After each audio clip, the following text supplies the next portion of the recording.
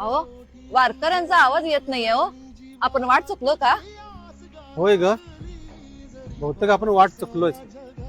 कुणी तर वाट दाखवलंच की, नाहीतर मग विठ्ठलच वाट दाखवलं आपल्याला. कोण आहे का? काय झालं बाबा? हा? बाबा काय झालं? अरे आम्ही दोघं अंध आहोत. आम्ही रस्ता चुकलोय. आम्हाला जरा वारीत सोडशील का बाळा?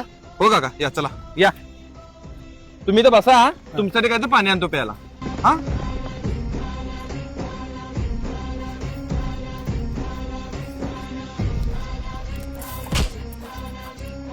अरे बाळा, अरे एवढं का धावतोयस? चेहरा एवढा घाबरलेला का दिसतोय तुझा? हा अगदी त्या आजोबासारखा दिसतोय. काय नाही.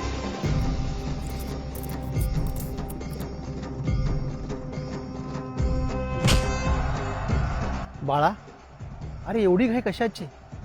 मनात काहीतरी ओझं दिसतंय तुझ्या. आईला जिकडे जातोय तिकडे तेच आजोबा का दिसतायत मला? ही विठ्ठलाची खून तर नाही ना? बाबा मला माफ करा, मी तुमचा विश्वासघात केला. हे काय तुमचं सगळं सामान आणि पैसे, माफ करा मला. बाळा, अरे वारी म्हणजे फक्त पंढरपूरला जाणं नव्हं. वारी म्हणजे मन शुद्ध करणं हवं. कुणाचाही विश्वास तोडू नकोस, कारण कर्माची फळांचा हिशोब कधीच चुकत नाही. आम्ही निघतो बाळा.